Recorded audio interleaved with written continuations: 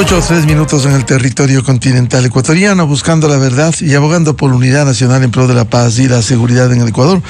Queremos dar la bienvenida a voces autorizadas en la economía ecuatoriana para hablar sobre los resultados de estas elecciones presidenciales, primera vuelta, y legislativas, y las perspectivas. El país tiene que vivir una campaña para la segunda vuelta, lo cual no es bueno porque mantiene la incertidumbre en el país. ¿Cómo estarán mirando desde afuera los operadores económicos, comerciales, frente al Ecuador? Más aún cuando el triunfo al final, de acuerdo con datos aún no proclamados oficialmente, medio punto gana el presidente candidato sobre la candidata de la Revolución Ciudadana.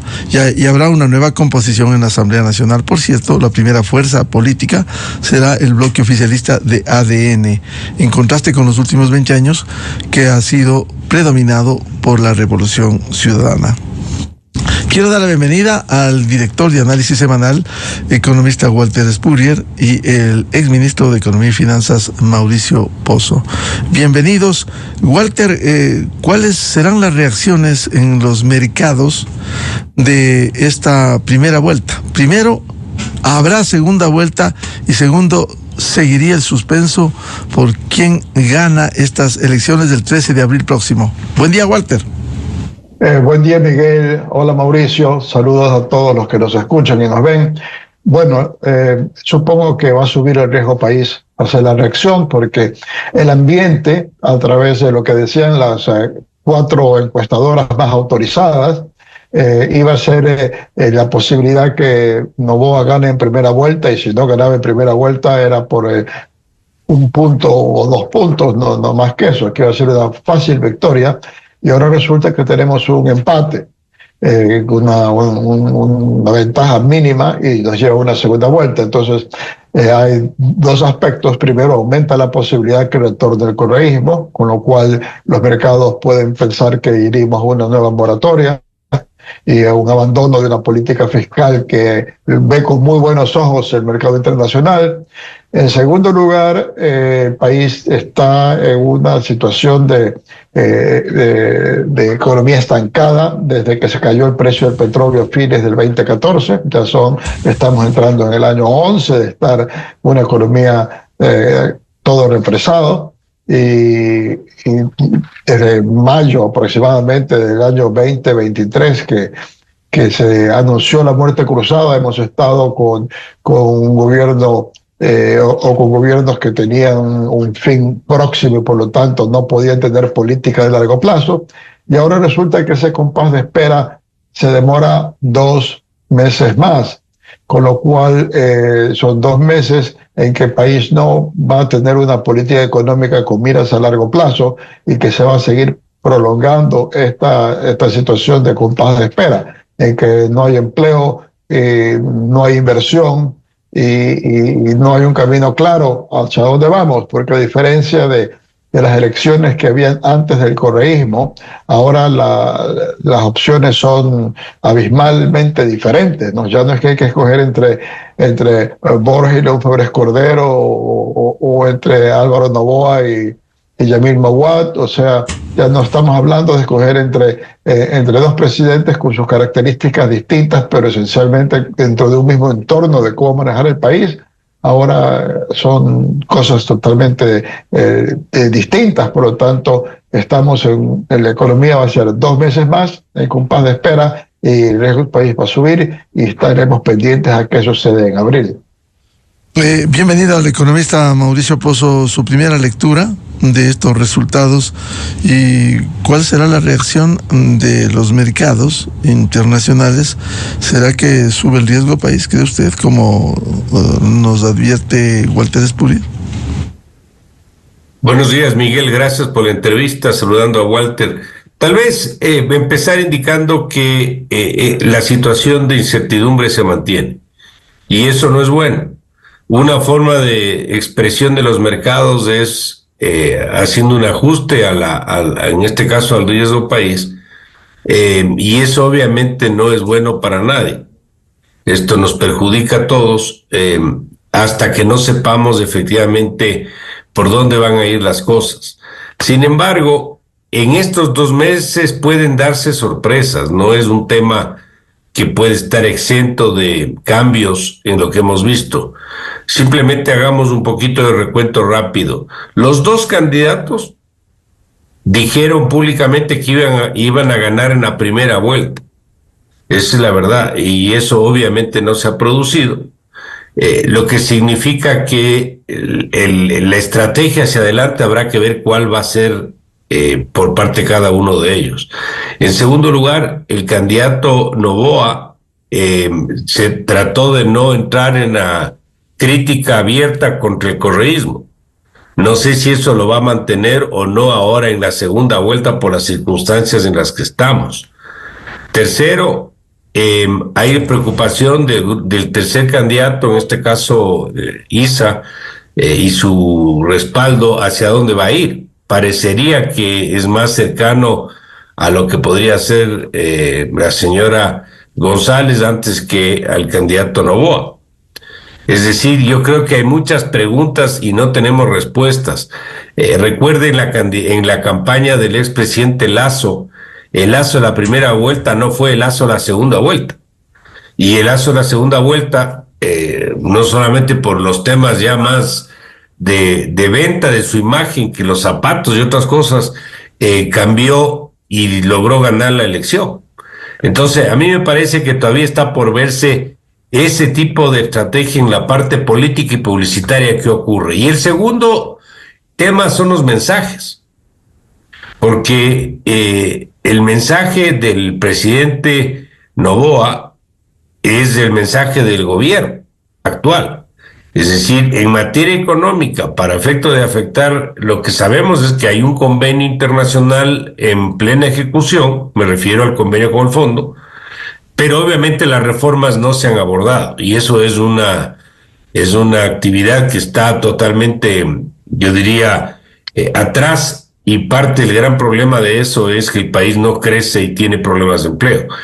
Pero en la parte económica, la señora González, tal vez ahora con la segunda etapa, quiera ganarse algún espacio y puede ser que en materia económica modere un poco el discurso. Estoy especulando, obviamente, pero es parte de las posibilidades que se vayan a presentar. Entonces, dicho esto, me parece, Miguel, que está mucho por verse. La incertidumbre sigue siendo grande.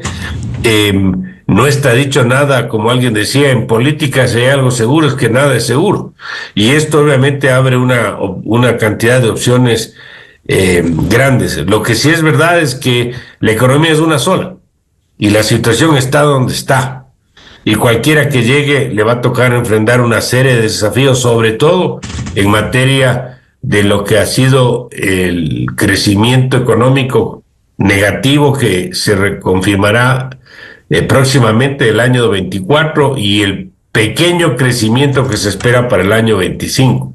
Esos son retos que tiene que abordar el nuevo gobierno y todas las reformas que por razones, yo diría, más políticas que de otra naturaleza no se han adoptado.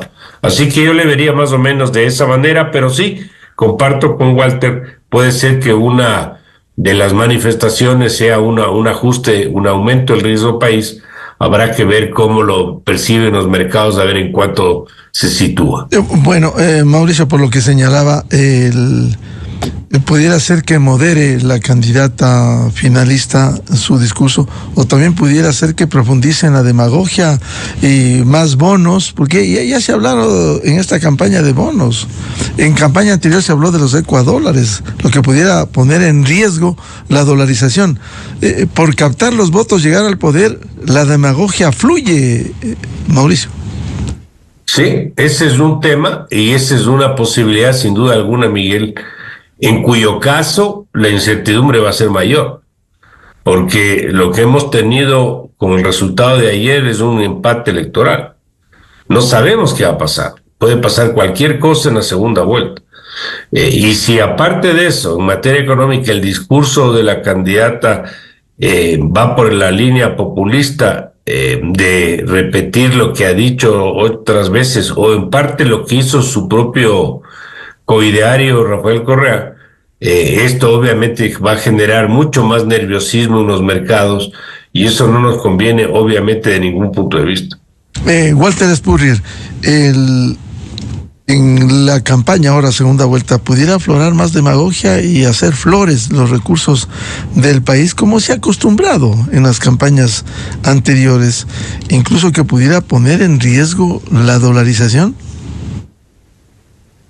Bueno, las ofertas de campaña también hay que ver si se cumplen una vez que se llega al poder. Yo no diría que se pondría necesariamente en riesgo la dolarización.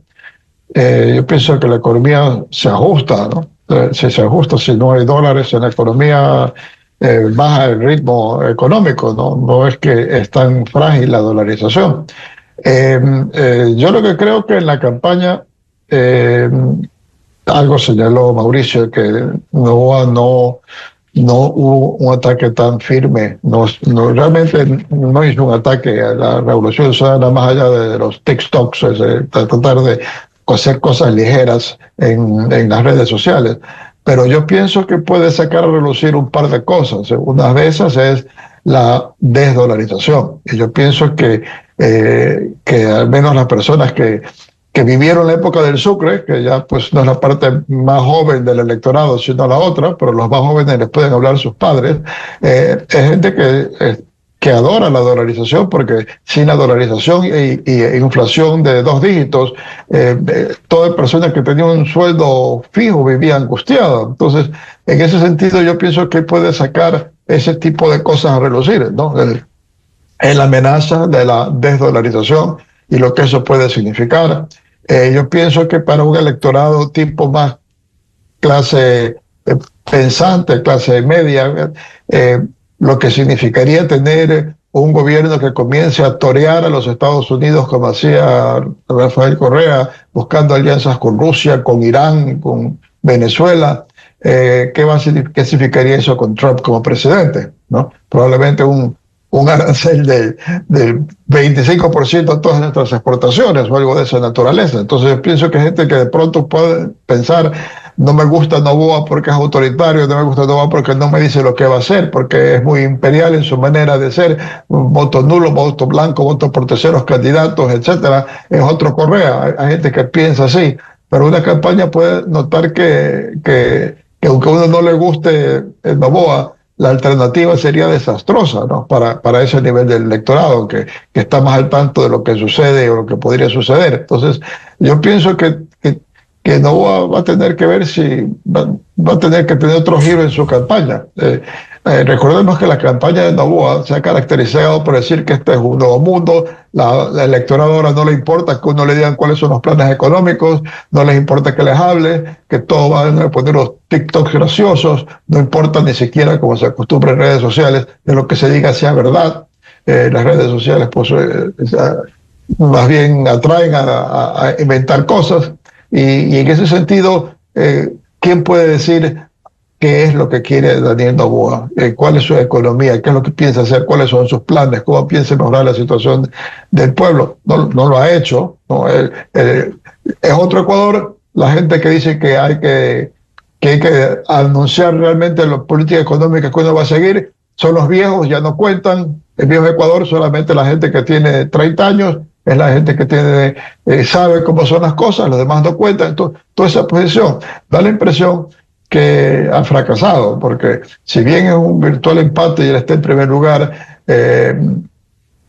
fue Luisa González el que declaró victoria y fue más bien Noboa el que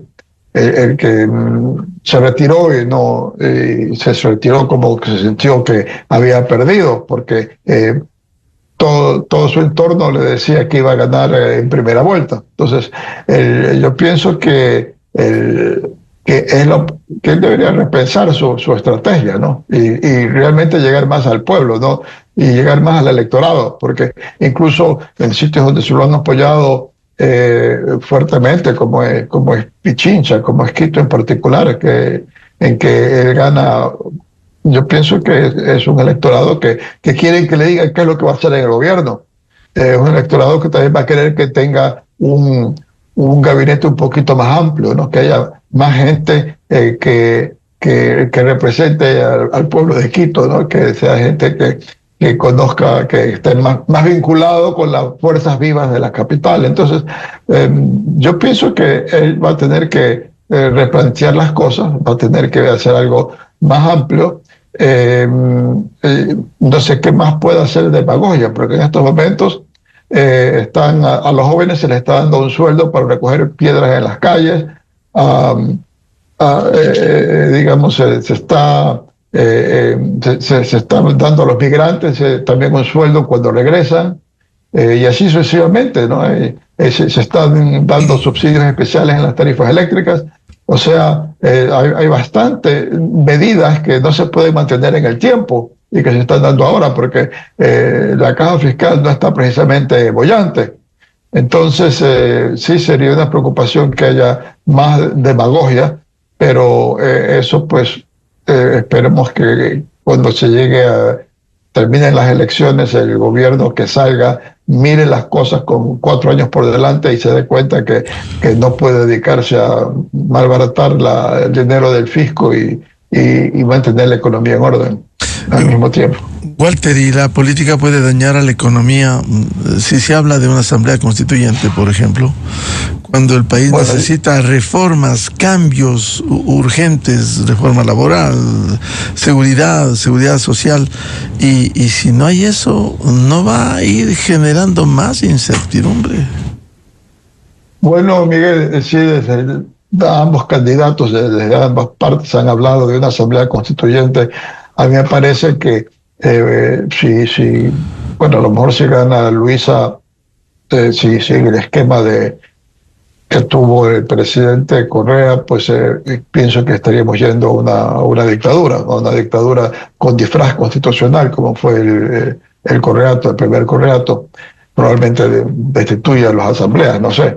El caso de Noboa, que también ha hablado de asamblea constituyente, nunca me pareció que era adecuado. Yo siempre estuve en contra, porque ¿cuánto tiempo tuvo una asamblea constituyente? Y por lo tanto son, digamos, 2 años, son 2 años más el que tiene que estar en compás de espera en la política económica, y además cualquier traspiés que haya allí perdería la asamblea constituyente y saldría una constitución peor que la actual. Y yo lo que pienso es que si gana Noboa, él debería plantearse algún mecanismo, debe tener expertos constitucionales viendo cuáles son los mecanismos más idóneos para hacer reformas puntuales a la Constitución en las cosas básicas, porque ir a una asamblea constituyente es 2 años perdidos más para el manejo económico, y eso sería catastrófico. Economista Mauricio Pozo, el hablar de decisiones políticas por sobre la economía, ¿esto puede complicar la situación cuando el país requiere cuentas claras, reducir el déficit fiscal, un manejo que crezca la economía?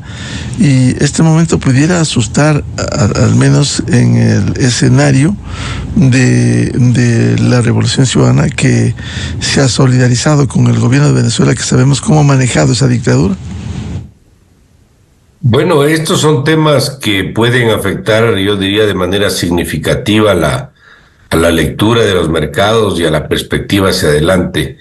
Mientras conversaba, Walter, me llegó un mensaje de Bloomberg, donde parece, no dice la cifra, pero parece que hay un impacto en el precio de los bonos, producto del resultado electoral. Habrá que ver de qué estamos hablando, pero de cualquier manera, esto no ayuda, por ponerlo de alguna forma, Miguel. Por eso yo decía, si hay una lectura un poco distinta de lo que podrían hacer en campaña para la segunda vuelta, puede ser que dentro de las posibilidades sea moderar el discurso por parte de la candidata del correísmo. Pero esa es una posibilidad, pero puede ser que no sea una posibilidad muy alta. Por otro lado, el resultado muestra que ella gana mayoritariamente en la costa, y el caso de Noboa gana mayoritariamente en la sierra. ¿Y dónde está el espacio, a mi criterio, que se puede ver al menos hasta este momento donde deberían trabajar? En la Sierra Central. ¿Por qué en la Sierra Central? Porque ahí tiene fuerza Leonidas Issa. Me estoy hablando de Cotopaxi, estoy hablando de Chimborazo. Y ahí podría haber un espacio donde puedan trabajar para tratar de llevarse una parte importante de esos votos, porque 4% o el porcentaje que termine siendo no es tampoco muy pequeño, es un porcentaje que puede dar el triunfo electoral. Y esto por eso puede ser motivo de que hagan ambos los esfuerzos por capturar esa intención de voto. Ahora, si hay gente que no le quiere al presidente Noboa, pero que tampoco le quiere a la candidata González, y ve un cambio de actitud de uno o del otro, puede ser que termine decidiendo qué hacer. Me refiero a por quién votar. Por eso yo decía, dado que los dos suman cerca del 90% de los votos, me parecería a mí que está tan fraccionado entre los dos el proceso que probablemente se replanteen lo que van a hacer en la segunda vuelta y no sigan con lo mismo. Porque si siguen con lo mismo, probablemente si el otro opta por una vía algo alternativa, puede ser que pueda aglutinar espacios que el otro no lo va a poder hacer.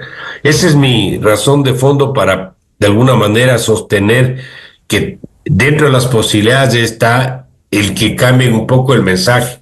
Porque imagínense lo que sería seguir en una política populista, no solamente que sabemos que le complicaría la situación fiscal del país, sino que las posibilidades de las reformas económicas que no se han hecho y que son parte de las razones por las cuales el país no ha crecido, también se diluyen, en cuyo caso la perspectiva del Ecuador a mediano plazo en la parte económica se torna mucho más complicado. Así que creo que lo que ocurra en estos próximos 2 meses va a ser sustantivo para ver cómo le va complicando o no a la situación del país. Economista Walter Lepúlida, aquí el país tiene que definir por los dos planteamientos en materia económica, más allá de la política, que deberá definir en las urnas del 13 de abril. Y ahí tiene que decantarse por uno de los dos. No hay otra opción, no hay otra alternativa. ¿Cómo debiera definirse el manejo de la economía para que genere certezas? ¿Qué es lo que quisieran tanto en el país cuanto en el exterior? Bueno, yo supongo que el presidente podría, si decide cambiar estrategia, hablar de todos los esfuerzos que está haciendo para traer inversión, cómo la inversión va a crear empleo, cómo eso va a traer prosperidad, los acuerdos que puede decir que el entendimiento que tiene con Donald Trump significa que las empresas americanas van a ver al Ecuador como una base importante para poder invertir y poder crecer. Yo pienso que él podría llevar ese discurso y más bien señalar cómo la política del correísmo va a llevar a una situación como la de Venezuela y asustar a la gente con las consecuencias que puede tener eso con la salida de la dolarización. Puede conseguir, venezolanos que estén en el país que hablen por qué salieron del país, qué fue lo que les pasó. Yo pienso que en ese sentido él sí podría, sin necesariamente ser tan magnánimo, ofrecer más ventajas y más regalos a la ciudadanía, puede crear las expectativas que va a haber crecimiento económico, porque él tiene las conexiones políticas y económicas para hacerlo. Estados Unidos, puede señalar, ahora es un país dominado por millonarios que están en el gobierno de Trump y son amigos de él, y él puede hacer que esas empresas inviertan. Yo pienso que él podría ir por ese lado, de crear las expectativas que con un gobierno de 4 años la economía va a salir adelante. Y en ese sentido pienso que tiene más posibilidades, como decía Mauricio, que tienen que cambiar la estrategia. Él tiene más posibilidades para dar ese giro. En cambio, Luisa González ya se sabe lo que hizo Correa, y ya se sabe que quien va a gobernar es Correa, y de que ella solamente es la cara bonita que ha puesto el Mashi desde México, Bélgica, donde se encuentre, y por lo tanto yo pienso que él podría tener una política adecuada. En el caso de los indígenas, recordémonos que que Rafael Correa tiene un gobierno muy fuerte, y él no aceptaba, él no permitía que hubieran levantamientos, que hubiesen problemas con las compañías petroleras, que hicieran los indígenas en la Amazonía, y él interviene muy fuertemente. Y yo pienso de que no necesariamente los quienes votaron por Issa votarían por Luisa, más bien. Y no pienso que a Issa le convenga incluso un gobierno de Luisa, porque más bien le podría convenir monopolizar la imagen de ser la opción alternativa, la opción antisistema, la opción de izquierda, y eso le sería más fácil hacerlo con Noboa. Entonces, yo pienso que si Noboa sigue una estrategia correcta, él debería poder ganar. Yo pienso que el grueso de la gente que no votó por Luisa probablemente no quiere un retorno del correísmo, con una campaña bien diseñada, él podría captar esa votación y no necesariamente tiene que llegar unas propuestas económicas irresponsables para hacerlo.